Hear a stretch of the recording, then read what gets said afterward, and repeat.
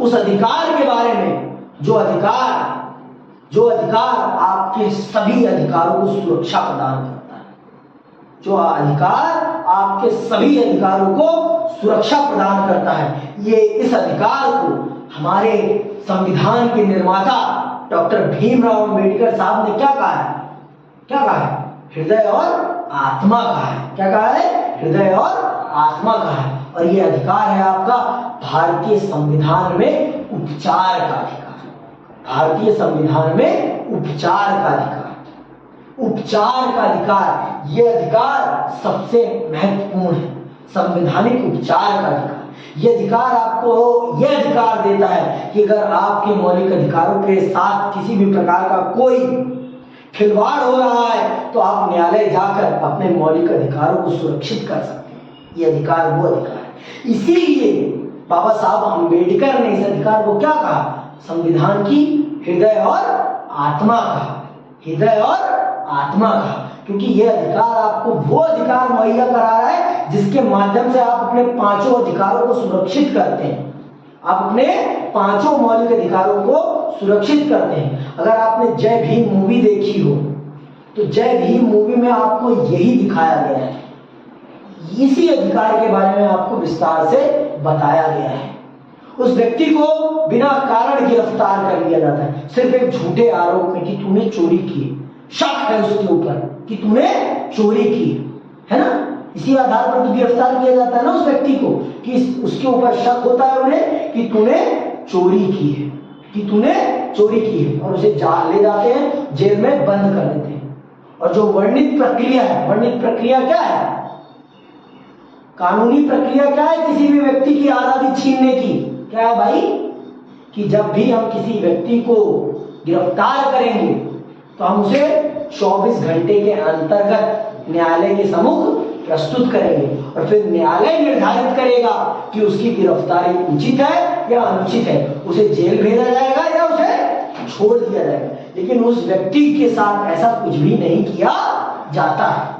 उस व्यक्ति के साथ ऐसा कुछ भी नहीं किया जाता। उसे जबरन जेल में रखा जाता है और उसे दबा के मारा जाता है और उसे मजबूर किया जाता है कि वो उस पे लगे झूठे आरोप को एक्सेप्ट कर ले, उसके ऊपर लगे झूठे आरोप को वो एक्सेप्ट कर ले, लेकिन वो किसी भी कीमत पर स्वीकार नहीं करता और उसकी जेल में ही हत्या, जेल में ही उसकी मृत्यु हो जाती है। किस कारण से? पुलिस की मार के कारण से। तो बाद में जब वकील साहब उसका केस लड़ते हैं तो किस बिहाफ पे लड़ते हैं? हैबियस कॉर्पस के बिहाफ। संवैधानिक उपचार के अधिकार के अंतर्गत एक अधिकार है हैबियस कॉर्पस, बंदी प्रत्यक्षीकरण। उस आधार पर उसके ऊपर उसका केस लड़ते हैं और आप सब देखते हैं कि वो केस किस प्रकार से वो जीतते हैं। तो अब मैं आपको इसी अधिकार के बारे में चल रहा हूं विस्तार से समझाने कि क्या है संवैधानिक उपचार का अधिकार और क्यों कहते हैं अंबेडकर साहब इसे भारतीय संविधान की हृदय और आत्मा। तो आइए विस्तार पूर्वक इसे समझते हैं और जानते हैं। इस बात से हर कोई सहमत होगा कि हमारे संविधान में मौलिक अधिकारों की सूची बड़ी आकर्षक है। जो आपके संविधान के मौलिक अधिकारों की जो लिस्ट है बहुत अट्रैक्टिव है, बहुत ही ज्यादा है। पहला अधिकार क्या है आपका? समानता का अधिकार। दूसरा क्या है आपका? स्वतंत्रता का अधिकार। तीसरा क्या है आपका? शोषण के विरुद्ध अधिकार। चौथा क्या है आपका? धार्मिक स्वतंत्रता का अधिकार। और पांचवा क्या है? सांस्कृतिक और शैक्षिक अधिकार। कितना आकर्षक है, कितना आकर्षक संविधान है और कितने आकर्षक आपके मौलिक अधिकार है। और ये छठा बहुत ही महत्वपूर्ण, सबसे महत्वपूर्ण अधिकार है ये आपका। यही अधिकार आपके उन अधिकारों को साक्षात्कार, उसे यथार्थपूर्ण बनाता है। ये अधिकार उन्हें रियलिटी बनाता है। अगर ये अधिकार ना हो ना तो उन अधिकारों की वैल्यू उतनी नहीं रह जाएगी जितनी उनकी होनी चाहिए। ये अधिकार उन्हें रियलिटी प्रदान करता है। क्यों प्रदान करता है? आप जब मैं पढ़ूंगा ना तो आप खुद समझ जाओगे। सुनो, लेकिन अधिकारों की विस्तृत सूची देना ही काफी नहीं है। अधिकार दे देना भर भी काफी नहीं है। भैया अधिकार दे दूं लेकिन उनका इम्प्लीमेंटेशन ही ना हो, और अगर आपके साथ कुछ गलत हो और आप उसके खिलाफ जाकर अपील ही ना कर पाओ, आपको न्याय ही ना मिल पाए, तो अधिकार देने का कोई फायदा है? अधिकार देने का फायदा तो तब है जब आपको उस अधिकार से आपके जीवन को क्या मिले, सुरक्षा मिले, आपके अधिकार आपके जीवन को एक सच्चा जीवन मिल सके, अच्छा जीवन मिल सके, तभी तो अधिकार का महत्व है ना। कोई मैं आपको शिक्षा का अधिकार दे रहा हूं लेकिन ना मैं आपके लिए स्कूल दे रहा हूं, ना मैं आपको टीचर प्रोवाइड कर रहा हूं, तो शिक्षा के अधिकार देने का कोई फायदा है? हाँ, शिक्षा के अधिकार को देने का फायदा तब है ना जब मैं आपके लिए स्कूल भी प्रोवाइड करूं, टीचर भी प्रोवाइड करूं, वो सारे के सारे बेसिक इंफ्रास्ट्रक्चर प्रोवाइड करूं जो आपकी पढ़ाई के लिए चाहिए, तभी तो उसका उस अधिकार का कोई महत्व होगा ना। कि बिना इन सब चीजों को प्रोवाइड करे मैं सिर्फ आपको अधिकार दे दूं तो कोई फायदा है? आपके पास ये भी तो अधिकार होना चाहिए कि अगर ये चीजें आपको ना मिले तो आप सरकार से सवाल कर सके ना। तो यही अधिकार आपका है संवैधानिक उपचार का अधिकार। यह आपको वो सारी चीजें मुहैया कराता है जिससे कि आप सरकार के ऊपर कड़े से कड़े प्रश्न उठा सकें। अगर आपके साथ कोई कुछ गलत करे तो आप उसे दंडित करा सकें, चाहे वो कोई क्यों ना हो, चाहे वो भारत का प्रधानमंत्री क्यों ना हो। अगर वो भी आपके साथ कुछ गलत करते हैं तो आप उन्हें भी दंड दिलाने के अधिकारी हैं। ये आपको कौन कहता है? ये आपको भारत का संविधान कहता है। कैसे कहता है ये आप सुनिए अभी। कोई ऐसा तरीका होना चाहिए जिससे उन्हें व्यवहार में लाया जा सके और उल्लंघन होने पर अधिकारों की रक्षा की जा सके। संवैधानिक उपचारों का अधिकार वह साधन है जिसके द्वारा ऐसा किया जा सकता है। डॉक्टर अंबेडकर ने इस अधिकार को संविधान का हृदय और आत्मा की संज्ञा दी है। इस अधिकार को हृदय और आत्मा की संज्ञा दी। किस अधिकार को? संवैधानिक उपचारों के अधिकार को डॉक्टर अंबेडकर ने क्या कहा है? हृदय और आत्मा कहा है। हृदय और आत्मा कहा है। शरीर में आपके हृदय और आत्मा का क्या महत्व है? किसी से छिपा नहीं है। अगर ये हृदय ना रहे ना तो आप जो चल रहे हैं फिर रहे हैं वो कुछ ना होगा। और आत्मा आपको क्या बनाती है? आपको इंसान बनाती है, आपके अंदर इमोशंस लाती है। इंसान और जानवर में क्या फर्क है? इमोशंस का ही तो फर्क है ना। वो इमोशंस का ही तो फर्क है ना। है तो उनके अंदर भी इमोशन, लेकिन वो उतने अच्छे से एक्सप्रेस नहीं कर पाते जितने अच्छे से हम एक्सप्रेस कर पाते हैं। हमारे अंदर भावनाओं को व्यक्त करने का बहुत ही बेहतरीन तरीका है, लेकिन उनके अंदर वो बेहतरीन तरीका नहीं। यही तो हम दोनों को अलग बनाता है ना। इसीलिए अंबेडकर साहब ने भी इस संवैधानिक अधिकार को क्या कहा है? हृदय और आत्मा कहा है। आगे सुनो। इसके अंतर्गत हर नागरिक को यह अधिकार प्राप्त है कि वह अपने मौलिक अधिकारों को उल्लंघन किए जाने पर सीधे, सुन लो, अगर आपके मौलिक अधिकारों का उल्लंघन होता है तो सीधे आप कहां जा सकते हैं? सीधे उच्च न्यायालय या सर्वोच्च न्यायालय जा सकते हैं। भारत की सबसे बड़ी अदालतों में जा सकते हैं। हाई कोर्ट, सुप्रीम कोर्ट, जहां जाना चाहें आप वहां जा सकते हैं। अगर आपके मौलिक अधिकारों के साथ कोई भी छेड़छाड़ होती है तो आपके पास ये अधिकार है कि आप सीधे केस कहां फाइल कर सकते हैं? हाई कोर्ट, या आपका मन कहे तो सुप्रीम कोर्ट। भारत की सबसे बड़ी अदालत कौन है? Supreme court. सीधे आप सुप्रीम कोर्ट जा सकते हैं। अगर आपको लगता है कि आपके संवैधानिक अधिकारों का उल्लंघन हुआ है तो आपको निचली अदालतों में डिस्ट्रिक्ट कोर्ट जाने की कोई जरूरत नहीं। आप सीधे सीधे हाई कोर्ट या सुप्रीम कोर्ट जा सकते हैं और न्याय की प्राप्ति कर सकते हैं। अंडरलाइन कर लो, पेंसिल निकाल लो। आगे सुनो। सर्वोच्च न्यायालय या उच्च न्यायालय मौलिक अधिकारों को लागू कराने के लिए सरकार को आदेश और निर्देश दे सकती है। न्यायालय कई प्रकार के विशेष आदेश जारी करते हैं जिन्हें प्रदेश या रिट कहते हैं, और आपके अधिकारों को लागू कराने के लिए जो आदेश जारी किए जाते हैं उन न्यायालय के द्वारा, सर्वोच्च न्यायालय और उच्च न्यायालय के द्वारा जो आदेश जारी किया जाता है सरकार को आपके अधिकारों की सुरक्षा के लिए, आपके अधिकारों को पुनः स्थापित करने के लिए, उन्हें या तो प्रदेश कहते हैं या रिट कहते हैं, प्रदेश या रिट कहते हैं। तो चलिए उन्हीं आदेशों के बारे में पढ़ते हैं जो आपका उच्च न्यायालय और सर्वोच्च न्यायालय जारी करता है जब आपके संवैधानिक अधिकारों का उल्लंघन होता है। तो पहला है बंदी प्रत्यक्षीकरण। कौन सा है? बंदी प्रत्यक्षीकरण, इसे अंग्रेजी में हैबियस कॉर्पस कहते हैं। क्या कहते हैं? Habeas corpus. ठीक है, तो आइए समझते हैं कि क्या है बंदी प्रत्यक्षीकरण। जानते हैं क्या है बंदी प्रत्यक्षीकरण।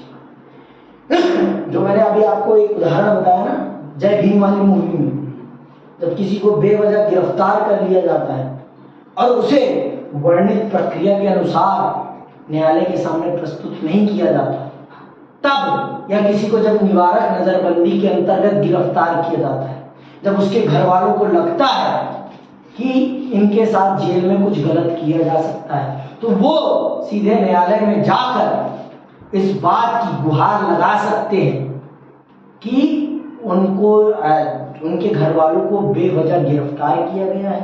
तो न्यायालय उस व्यक्ति को अदालत के सामने प्रस्तुत करने के लिए जो आदेश जारी करती है ना, उसी आदेश को क्या कहते हैं? बंदी प्रत्यक्षीकरण। सुनो अभी देखना। बंदी प्रत्यक्षीकरण के द्वारा न्यायालय किसी गिरफ्तार व्यक्ति को न्यायालय के सामने प्रस्तुत करने का आदेश देती है। किसी भी गिरफ्तार, क्या कह रहे हैं यहाँ पे? बंदी प्रत्यक्षीकरण के द्वारा न्यायालय किसी गिरफ्तार व्यक्ति को न्यायालय के सामने प्रस्तुत करने का आदेश देता है। यदि गिरफ्तारी का तरीका या कारण गैर कानूनी या असंतोषजनक हो तो न्यायालय गिरफ्तार व्यक्ति को छोड़ने का आदेश दे सकता है। समझना की बात? अगर किसी व्यक्ति को निवारक नजरबंदी के अंतर्गत गिरफ्तार किया गया है भाई, क्योंकि निवारक नजरबंदी के अंतर्गत क्या रहा है कि उसमें वर्णित प्रक्रिया का पालन नहीं किया जाता, या 24 घंटे के अंदर जो वर्णित, आप सुन लो एक बार फिर से मैं बता रहा हूं। भारतीय संविधान में किसी भी व्यक्ति की आजादी जब उसे छीनी जाएगी तो उसको बताया जाएगा कि क्यों गिरफ्तार किया जा रहा है, क्यों उसकी आजादी छीनी जा रही है। जब भी आपको गिरफ्तार किया जाएगा पुलिस के द्वारा तो सबसे पहले तो आपको वारंट दिखाया जाएगा। समझ में की बात? कि आपको गिरफ्तार करने के लिए हमारे पास आदेश है, और आपको कारण बताया जाएगा कि आपको क्यों गिरफ्तार किया जा रहा है, क्यों गिरफ्तार किया जा रहा है। और आपकी गिरफ्तारी के 24 घंटे के अंदर अंदर आपको न्यायालय के सामने प्रस्तुत किया जाएगा, और फिर पुलिस अपना पक्ष रखेगी और आप अपना पक्ष रखेंगे। और अगर न्यायपालिका को ये लगता है कि आपकी गिरफ्तारी का कारण अनुचित है तो वह आपको मुक्त भी कर सकती है। लेकिन हमारे देश में एक और तरीका है गिरफ्तारी का, उसे कहते हैं हम निवारक नजरबंदी। इसमें जब इस कानून में जब किसी भी व्यक्ति को गिरफ्तार किया जाता है ना, तो उसके ऊपर कोई आपराधिक मामला नहीं होता। उसको सिर्फ किस बिहाफ पे गिरफ्तार किया जाता है? पुष्कर शक कि आप ये अपराध कर सकते हो, आप ये अपराध कर सकते हो। जैसे जय भीम मूवी में उस व्यक्ति को सिर्फ इसी शंका के आधार पर गिरफ्तार किया गया कि तूने चोरी की होगी, और उसे गिरफ्तार कर लेते हैं और जेल ले जाते हैं, और उसे 24 घंटे के अंतर्गत अदालत के सामने प्रस्तुत करते हैं? नहीं करते ना, उसे जेल में रखते हैं और दबाव के मारते हैं, और जेल में उससे कुबलवाने का कोशिश करते हैं कि हाँ तुमने ही अपराध किया है, मान ले इस बात। लेकिन वो नहीं मानता ना, तो उसकी पत्नी को कोई सलाह देता है, वो शिक्षिका साहिबा सलाह देती है कि तुम जाओ अदालत के पास, तुम्हारे पति को अदालत ही रिहा करा सकती है। तो जब वो अदालत के पास जाती है उस वकील के माध्यम से, तो वकील इसी अधिकार का प्रयोग करता है और कहता है कि अदालत पुलिस को यह आदेश दे कि वो उन लोगों को अदालत में लाकर प्रस्तुत करें। तो फिर अदालत ये तय करे कि उन्होंने अपराध किया है या नहीं।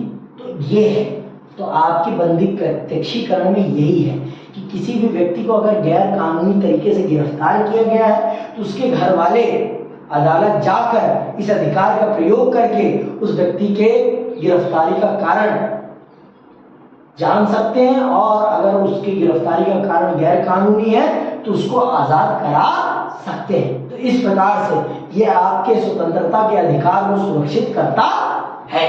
इस प्रकार से ये बंदी प्रत्यक्षीकरण आपके स्वतंत्रता के अधिकार को सुरक्षित करता है। अब दूसरा क्या है? दूसरा है आपका परमादेश। क्या है? परमादेश। ठीक है, अब ये क्या आदेश है? सुनो इसको। यह आदेश तब जारी किया जाता है, यह आदेश तब जारी किया जाता है जब न्यायालय को लगता है कि कोई सार्वजनिक पदाधिकारी, कोई पब्लिक सर्वेंट, सार्वजनिक पदाधिकारी का मतलब पब्लिक सर्वेंट, पुलिस भी पब्लिक सर्वेंट है, सरकारी अफसर भी पब्लिक सर्वेंट, जो भी सरकारी कर्मचारी है वो सब के सब क्या है? पब्लिक सर्वेंट है। जो टीचर है हमारे सरकारी स्कूलों में वो भी क्या है? पब्लिक सर्वेंट है। समझ में आ गई बात? वो क्या है? Public servant. तो कोई भी पद, जब भी न्यायालय को लगता है कि कोई पब्लिक सर्वेंट,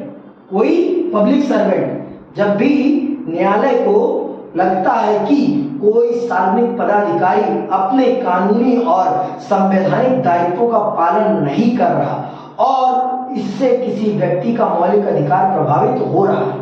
भाई सच है कि जो भी लोग सार्वजनिक पद पर हैं, अगर वो कुछ गलत करेंगे या वो काम नहीं करेंगे तो उनके कारण किसी न किसी के संवैधानिक अधिकार का उल्लंघन होगा ही। भैया पुलिस है, पुलिस क्या है? पब्लिक सर्वेंट ही है ना। और अगर वो किसी व्यक्ति के, कोई व्यक्ति आया है एफआईआर लिखवाने और वो एफआईआर नहीं लिख रहा तो क्या है? मेरे मौलिक अधिकार का उल्लंघन कर रहा है कि नहीं कर रहा? तो मैं न्यायालय में जाकर उस व्यक्ति के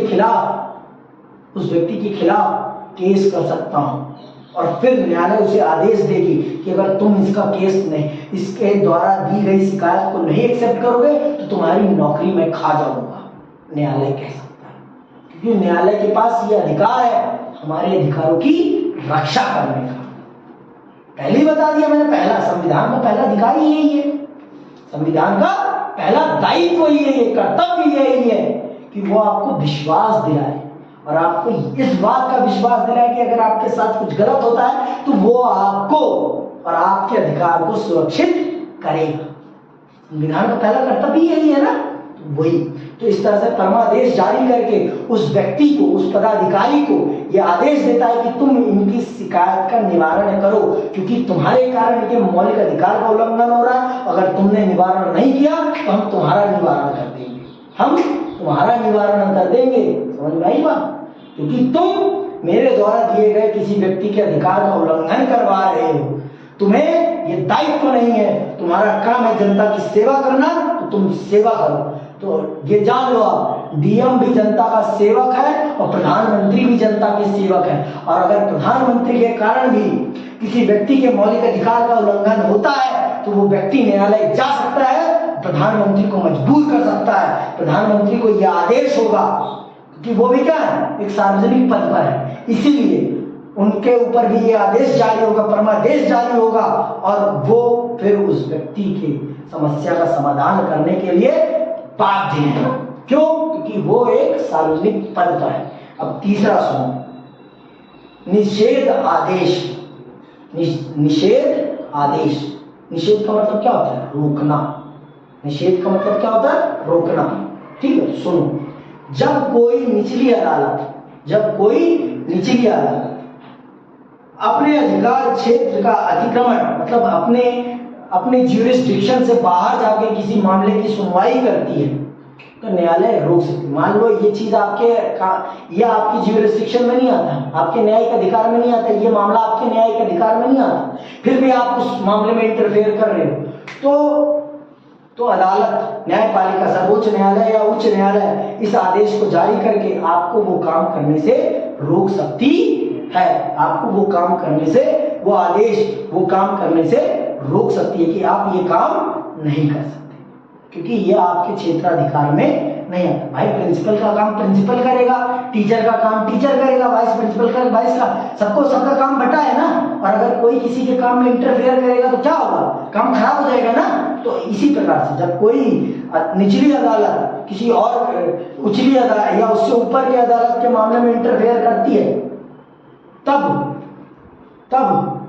सर्वोच्च न्यायालय या उच्च न्यायालय निषेध आदेश जारी करके उसे वो काम करने से रोक देती है। सुनो, जब कोई निचली अदालत अपने अधिकार क्षेत्र का अतिक्रमण करके किसी मुकदमे की सुनवाई करती है तो ऊपर की अदालतें, उच्च न्यायालय या सर्वोच्च न्यायालय उसे ऐसा करने से रोकने के लिए निषेध आदेश जारी करती है। समझ में आ गई बात। अब आते हैं चौथे पर, अधिकार प्रेक्षा। ये क्या है अधिकार प्रेक्षा? सुनो इसको ध्यान से, इसको बहुत ध्यान से सुनना। जब न्यायालय को लगता है कि कोई व्यक्ति ऐसे पद पर नियुक्त हो गया है जिस पर उसका कोई कानूनी हक नहीं है, तब न्यायालय अधिकार प्रेक्षा आदेश के द्वारा उसे उस पद पर कार्य करने से रोक देता है। मान लो उसके अंदर वो काबिलियत नहीं है और वो बंदा उस पद पर बैठ गया है, उस पद पर बैठ गया, उस पद के काबिल नहीं है वो और उस पद पर बैठ गया है, तो न्यायालय अधिकार प्रेक्षा जारी करके उस व्यक्ति को उसके पद से हटा देती है, उसको उसके पद से हटा देती है। मान लो जैसे कुछ लोगों के निर्वाचन रद्द हो जाते हैं, है ना, कुछ लोगों का इलेक्शन ही रद्द हो जाता है कि तुमने गलत तरीके से चुनाव लड़ा था इसलिए तुम्हारा निर्वाचन रद्द, तुम अब जनता के प्रतिनिधि बनने लायक नहीं। तो तब वो न्यायालय इसी आदेश का प्रयोग करता है, न्यायालय इसी आदेश का प्रयोग करता है और उस व्यक्ति को उसके पद से हटा देता है। अब आते हैं हम पांचवे, उत्कृष्ट रिट। ये क्या है? जब कोई निचली अदालत या सरकारी अधिकारी बिना अधिकार के कोई कार्य करता है तो न्यायालय उसके समक्ष विचाराधीन मामले को उससे लेकर उत्कृष्ट द्वारा उसे ऊपर की अदालत या अधिकारी को हस्तांतरित कर देता है। ये वही है, मान लो आपका काम है नहीं है और आप वो काम कर रहे हो, आपका काम नहीं है और आप वो काम कर रहे हो, आपका काम न्याय देना नहीं है और आप न्याय देने का काम कर रहे हो, तो न्यायालय इस चीज को देखता है कि भाई तेरा काम नहीं है तो तू कैसे कर रहा है, तुम आपसे वो काम लेता है और जिसका वो काम है उसे वो ट्रांसफर कर देता है और आपको सख्त हिदायत देता है कि आप अगली बार से ये मत करना, नहीं तो आप भी चले जाओगे और आपकी नौकरी भी चली जाएगी, आप जेल में चले जाओगे और आपकी नौकरी हम आपसे छीन लेंगे। साफ बात, सीधी बात, नो बकवास, समझ। तो इस प्रकार से इन 5 रिटों और प्रदेशों के माध्यम से आपका संविधान आपके अधिकारों की रक्षा करता है, हर प्रकार के लोगों से आपके मौलिक अधिकारों की रक्षा करता है। आगे सुनो। बाद में इन अधिकारों की रक्षा के लिए न्यायपालिका के अलावा कुछ और संरचनाओं का भी निर्माण किया गया। आपने राष्ट्रीय अल्पसंख्यक आयोग, राष्ट्रीय महिला आयोग, राष्ट्रीय अनुसूचित आयोग आदि के बारे में सुना होगा। ये संस्थाएं क्रमशः अल्पसंख्यकों, महिलाओं और दलितों के अधिकारों की रक्षा करती है। इसके अतिरिक्त मौलिक अधिकारों और अन्य अधिकारों की रक्षा करने के लिए कानून द्वारा राष्ट्रीय मानव अधिकार का भी गठन किया गया है।